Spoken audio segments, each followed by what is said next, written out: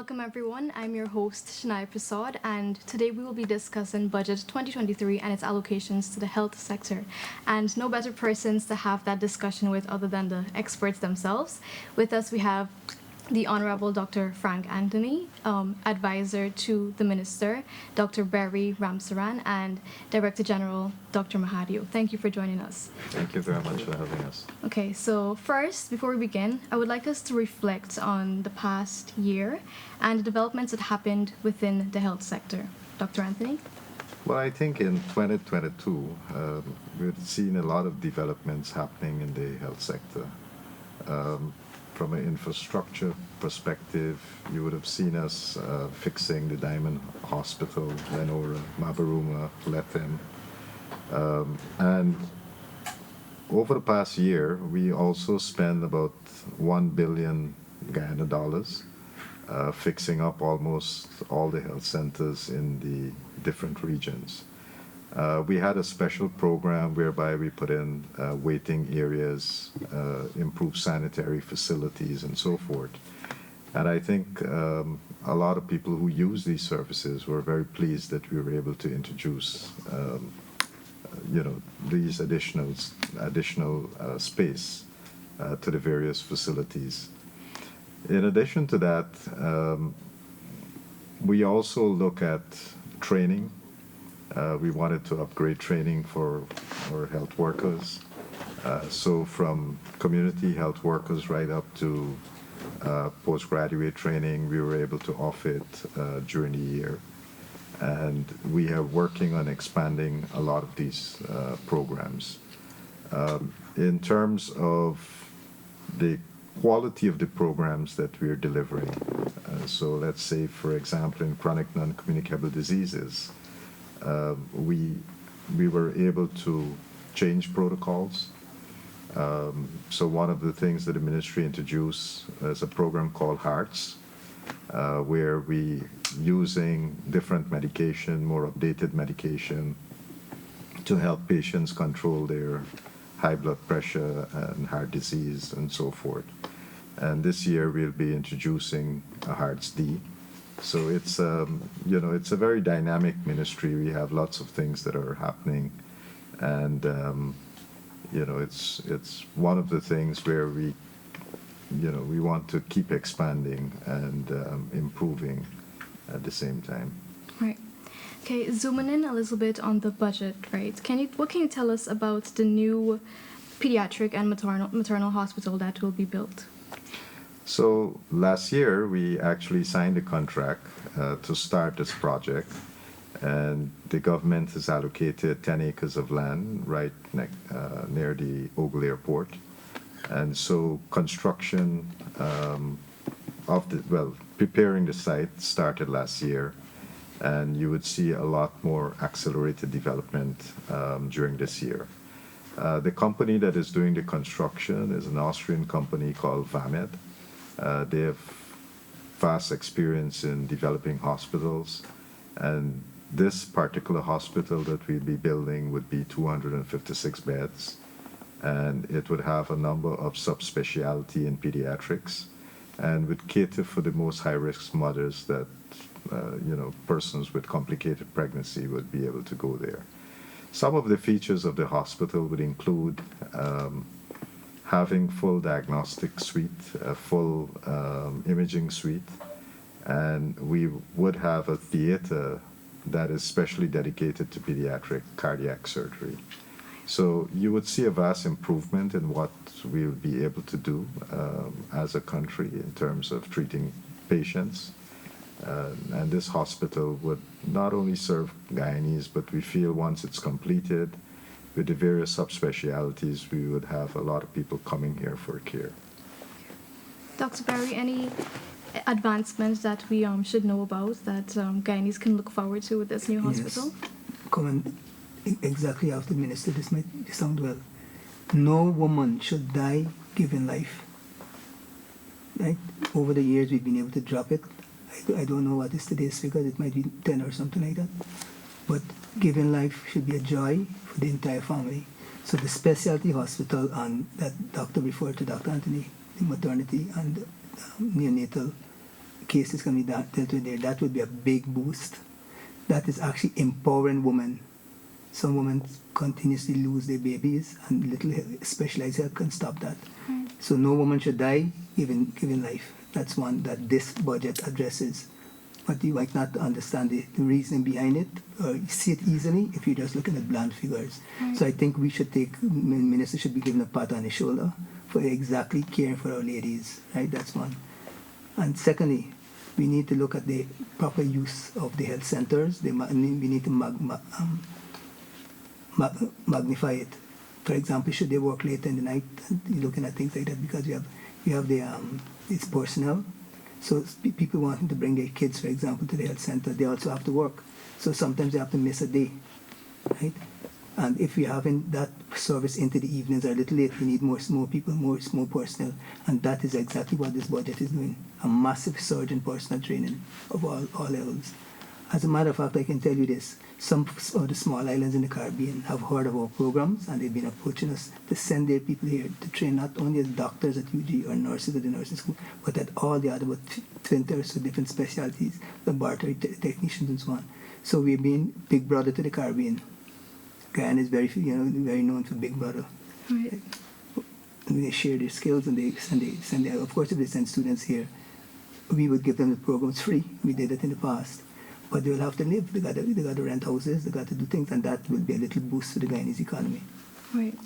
So we know with all these facilities, we will need healthcare workers. How important is it that persons, take this opportunity and use it wisely? Well, I know the ministry is on a very extended advertisement program, advertising what you can get and so on. And we have a very good complex in Kingston, right?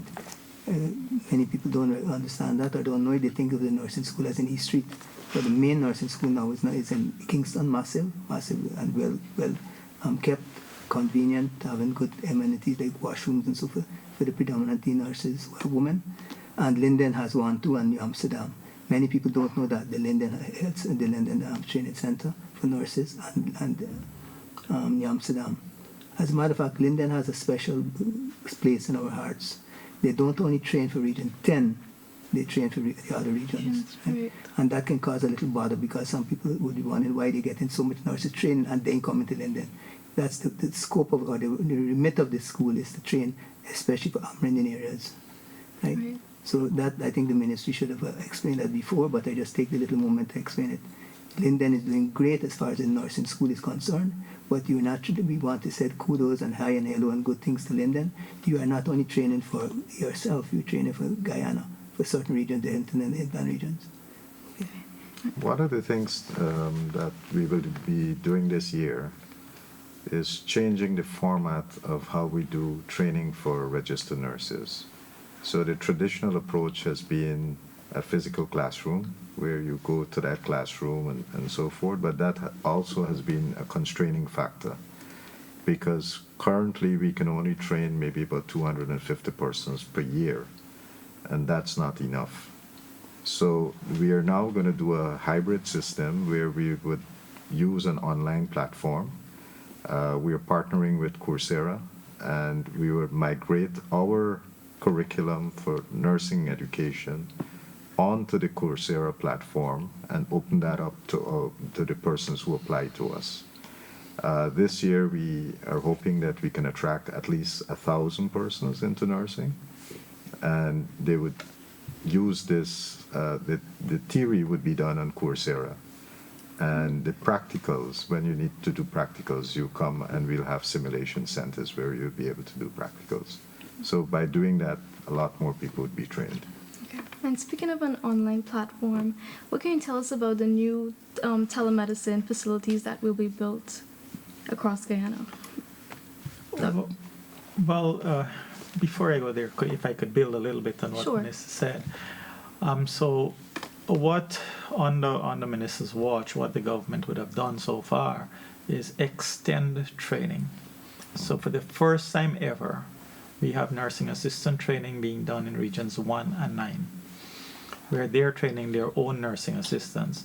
And to add to that, we would have from 2020 to now, we would have added nearly 50% more nearly double the number of community health workers that we have in the system. Because in Region 9, in Region 1, in Region 7 and 8, we had facilities that had no health workers. So there were just buildings there that were being serviced by a visiting team maybe once every 3 months or so. Now each one of these facilities would have at least 2, in most cases 3, health workers there on a daily basis. Now that these regions are training their own nursing assistants, from the nursing assistants now, they'll be upgraded to go into the professional training that Minister is speaking about. So we're not only looking at today to meet the needs of today, we still have needs today, but in building these new hospitals that will be coming on stream, we'll need to staff them too, and so we're looking to the future, and this is why I think personally that the new method of training for the professional nurses is more than welcome. And it would also, persons who want to do the program do not necessarily have to be here, but they could access the program through the Ministry of Health. And the program too, so that people can understand, there's a program that we've had for a number of years, but we brought in experts from Canada to review the curriculum that we'll be using to train. We have updated the curriculum, and we have a partnership with one of the largest nursing schools in Brazil, which is a WHO collaborating center that is working directly with our trainers here to ensure that the material that we'll be presenting online is in keeping with training in any other part of the world for this type of level. That school in Brazil had worked with nurses here to upgrade some of them from a bachelor's in nursing to master's, and in some cases even a PhD. So they would have benefited from training with this Brazilian school. And some of these persons are now the faculty that would be training online. In addition to that, we are also working with Mount Sinai, and they are also helping us to review our nursing curriculum. So we have a combination of institutions, organizations that have been working with us to make this a success. And because it would be on an online platform, once this works as we anticipate it to work, I'm sure that we would be able to extend it, as Dr. Ramsaran was saying, to countries in the region. So in some cases, they don't have to physically come here. They'll be able to log in the comfort of their own home, in whichever country, and do the course online. And if they would like to come to Ghana to do the practicals, they're more than welcome to do that. But this would also be a pioneering effort, because the 18 other programs that we have, training programs that we have in the ministry, we are going to migrate them online as well. And we'll look at other programs that we are currently developing. So for example, with the UK, we have a biomedical technician program that we're doing for the first time. We're training 40 people. And we have a number of universities that we have been working with to do different types of training. Right. And how many healthcare workers the program can cater for? Well, it depends which one of the programs, right? So nursing, when we expand it now, we'll be doing an intake of at least 1,000. We have put that as a limit, but we can expand that. So for quality control, we have used 1,000. The other programs, we have different faculty. And one of the things that we didn't utilize very much of was the people with the knowledge in the regions. So we have doctors that are normally in the regions. So we're now using them as part of our teaching faculty when we decentralize these programs. So prior to this, a lot of people had to come to Georgetown or come to a central site to be trained. Now we are taking the training and the faculty into the region to train people, and it's making a big difference. So we have been able to do that for community health workers, as Dr. Mahathir was saying. We have done that for nursing assistants. We are doing it for pharmacy assistants. We have programs for laboratory assistants, multi-tech technician programs and so forth. So there's a whole variety of programs and we're taking it into the region. And the good thing is that people from the different regions are coming forward and being part of the program. And when they finish their training, they'll get a job with us in that region. Right, right. So the telemedicine, so what Minister is saying there basically is that we're not only catering to the nurses, because a hospital needs a whole host of different specialties, and so we're building from the bottom coming up.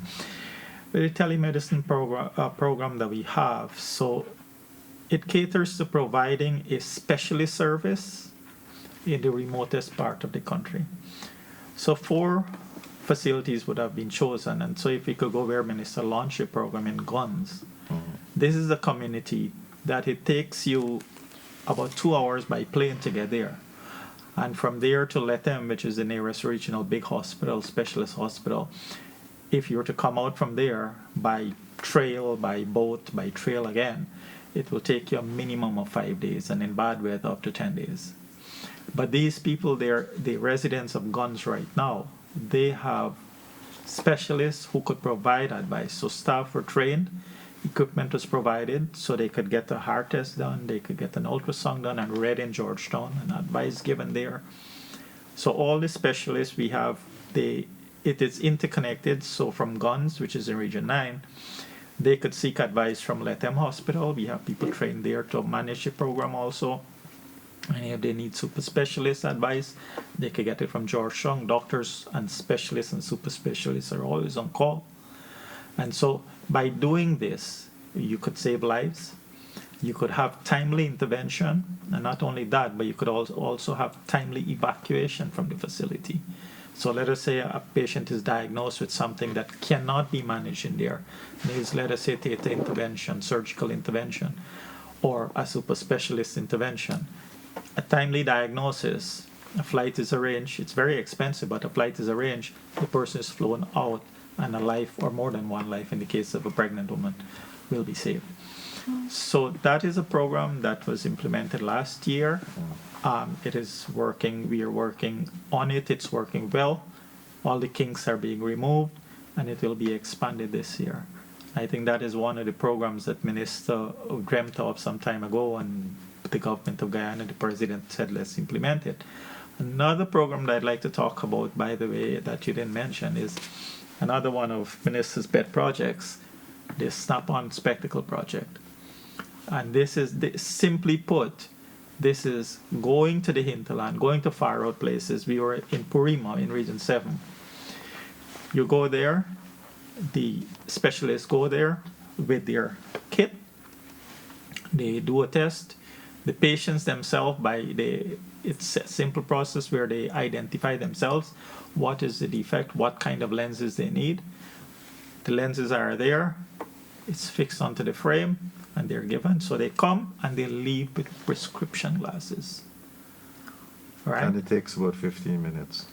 And I mean, you could see school children were there, and you could see they're like, it's like it's only for them to say, oh wow, I could see again. Right. Yeah, but it's these are may seem simple things, but make a great. Imagine a school child sitting in class, not being able to see properly on the board, cannot perform well, get 0 or 5 or whatever percent out of 100. Not because he's dunce, or as they would say colloquially, or because he doesn't have the ability, but just because he can't see on the board. Right. Yeah. And this makes a difference, a future doctor, a future engineer, a future president, a minister. So this is another project that we need to talk about, because in the budget it will be expanded, right? And a lot more people are going to get it. And we are targeting last year we targeted mainly the hinterland population to provide this. So that is another project that we need to talk about, that we need to. So when you think about how we are helping people in the budget, this has a very direct impact on people being able to see. And last year we bought spectacles for 4,500 people. And this year we have made a larger allocation, so more people would benefit from it. In the past, hearing aids, people needing to get a hearing aid, that would have cost them 65,000 Guyana dollars. We removed the cost. We've been distributing, of course, checking the person to see that if they need the hearing aid, calibrate the hearing aid and giving them free of cost. Last year we distributed about 500. This year we're hoping to expand that to about 1,000. There are quite a few people because, let's say, complication of diabetes, they've lost a limb. Now, if they have to replace the limb, let's say below the knee, they had a below the knee amputation, it probably would cost them maybe $300,000 to $400,000 for a prosthesis. This year, we're making arrangements to be able to do that free of cost for people. And that's going to be a big thing for people because a lot of people, once they have an amputation, it's hard for them to get a job. Right. And with the prosthesis, they'll be able to function almost as normal. So this would be a new program that we're putting in place. We actually make the prosthesis in the ministry. We have a workshop where that is done, and we are going to expand that, and we're going to make it free for our patients. So there are lots of programs that would have impact on people, making their lives better. And this is one of the features of the budget that we really want to emphasize because it really has a big impact on people. Right. Like the, sorry to put it, Minister, Sure. but like persons with cataract who are literally blind living in some remote village somewhere. We know, just to backtrack a little bit, when we came back into office in 2020, end of 2020 basically, the ophthalmology hospital had not been functioning for about 5 years. No surgeries being done except for one visiting team that came in from America and brought everything themselves. The ministry invested over $100 million in equipment alone and a lot more money to redo this facility's infrastructure from Ministry of Health and from the region to get that facility working. And I'm happy to say that last year we would have done over 1,200 surgeries, among which all the cataract patients that were identified. So we took a team into Region 9 to identify all the eye problems that were there. All those identified with cataract, pterygium, and that needed laser surgery. At the cost of the government, the Ministry of Health paid, brought them out, took them to Port Moran, got their surgeries done, got them sorted out, took them back in there, and then after 30 days, when they needed to be having their final check, we took in the ophthalmology team in there, got them checked right and let them, and they're okay. As we speak now, today, we are doing surgeries with similar patients from Region 1. That will be completed by Saturday. We would have completed Region 2. So this is, like Minister is saying, this is having a real impact on the people who are affected the most.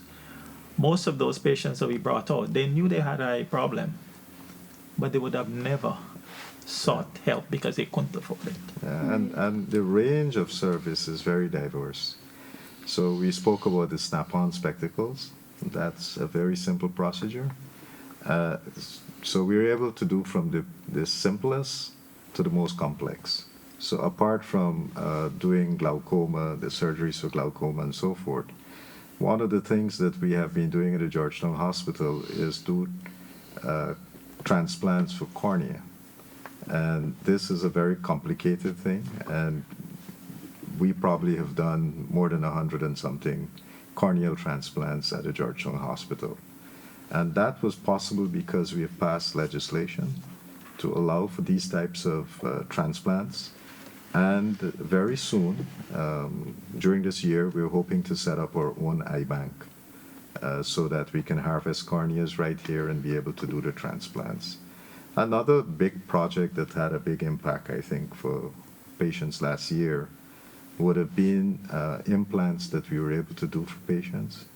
So we had a team from Operation Walk Maryland that came to Guyana, and we did in one weekend 52 surgeries, where persons got new knees, new hips, and I think that really made a tremendous impact on those persons who received them.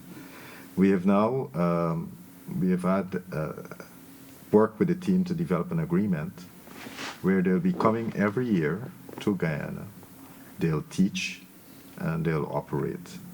And so now persons who would have otherwise suffered with knee problems and they probably, if they had the money, they would be able to, go overseas to get this type of surgery. We are going to be able to do that surgery routinely at the Georgetown Hospital. And, this, again, is making a tremendous difference to people's lives.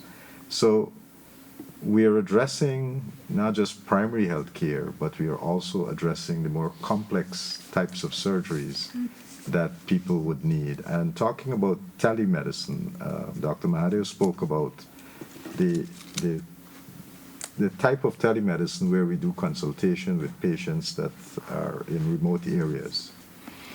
But we have also been working on other modalities of telemedicine. So, for example, we have teleradiology.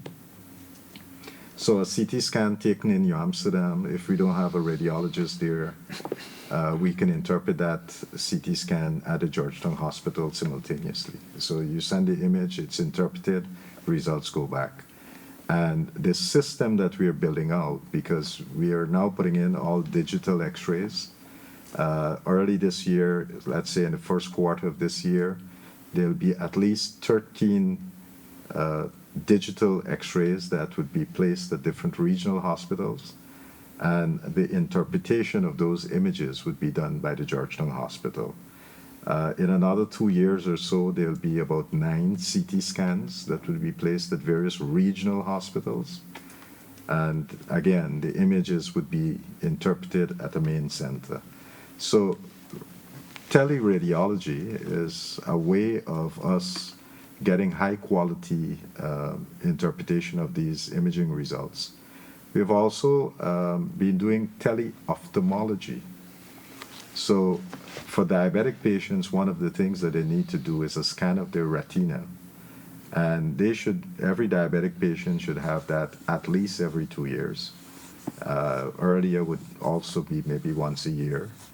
But because we don't have enough persons to go and do the ophthalmology services, one of the things that we are now doing is setting up these centers in different parts of the country to offer these services. But when the scan of the retina is done, it's interpreted centrally. And this year we are working to offer a very different type of telemedicine service that is called telepathology. So if you take a biopsy from a patient, we prepare that biopsy, take a high-resolution image of the specimen, and just like a CT scan, a pathologist would be able to look at that and interpret that image and determine what type of cancer or it's non-cancerous or things like that. So that's a service that will be implemented this year. Right now, for some of our pathology services, it probably takes months to get back the results. The turnaround time on this would be probably a week. So it changes the whole dynamics, and then therefore it would greatly improve diagnostics for certain category of patients. So there are lots of interesting things that are happening in the health sector. And again, it ranges from some simple interventions to the most complex interventions. So Minister, If I can talk comment a here little quickly, bit Vish. about the NICU. The diaspora, they're going to be excited. They have so many Guyanese in second generation who are trained technicians and doctors and so on. They will be very happy with what this budget is doing. I think they go to other countries and give their services. Some come to Guyana too, but sometimes they're frustrated because we don't have the basics. And I think this budget is putting that in order. Oil and gas might be one of the flags that bringing them here to see how things happen. But the children and especially migrants who become doctors, so they're willing to come back. the diaspora. So we need to put a plug for them. They're doing a good job. Frank is very knowledgeable about this. He probably is the driving force now. And more universities are wanting to come. You know, some of them thought Guyana was in Africa, right? Now they know better, right? Right. So that's, and the next thing about them coming, once you have the equipment and you have the commitment, and now you're having communications electronically, you know, you can send over the pictures or the images from the patients before they come. And I think that's going to be a big squirt. We're not recognizing it. And it's not only foreigners who are coming here from but actually people born and bred in Guyana and grew up overseas, right? So that's something you got to look at. Incidentally, the nursing school, 1,000 souls are going to be trained also. You could imagine this has increased from about 40. That has increased from about 46 a few years ago, 45. That is why it was a correct move to have nursing school in the night. You know, there was a big hullabaloo. You might not have been around. Why are you training the nurses in the night in Kingston? I said, well, don't they work in the night? You know, so we always have, not only in the government but mostly outside in the wider society, some naysayers. You know, so we're happy that now we have started, not started, but it started how many, 10 years now? Training in the night nurse, and they're doing fairly well. Again, you have Caribbean Islands, the administration want to send in nurses to do that. So we must be doing something good. If they're stealing our nurses, one of the biggest things, you know. So what we're hoping to do with that experience, say, look, don't steal our nurses. Pay us to train your nurses, even if it's some Guyanese. Right? So I think that's another good thing this budget is preparing. It's preparing the infrastructure where we reach out to the diaspora and to such people who need to be serviced. Right. Thank you, Dr. Berry. Thank you, Dr. Anthony. And thank you, Dr. Mahadio. Everyone kind of understands now what the budget, the direct impact it has on Guyanese and the major advancements in the health sector. So thank you so much for being a part of this discussion today. It was only now warming up. This got to be part one, eh? We can have you back. When is part two? We can have you back.